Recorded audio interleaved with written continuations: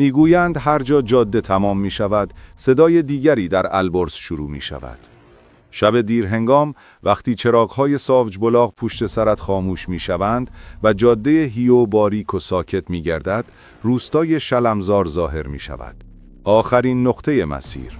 جایی که بعد از آن هیچ روستای دیگری نیست. اهالی می گویند این انتهایی بودن بی‌دلیل نیست. گاهی در مه سرد شب‌های پاییز صدایی از پشت خانه‌های گلی قدیمی می آید. صدایی که انگار از جایی فراتر از کوه و جاده می رسد.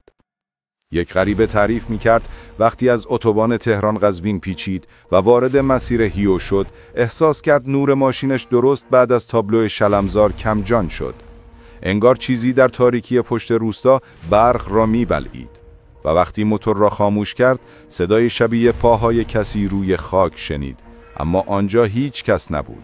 فقط باد البرز میان دیوارها میپیچید و انگار نامش را صدا میزد. نمیدانم آن صدا از باد بود یا چیزی که در آخرین روستای البرز منتظر میماند.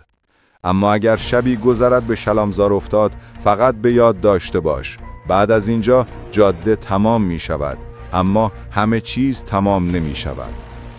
اگر به داستانهای جالب البرز و کرج علاقه‌مندی، صفحه ما را دنبال کن.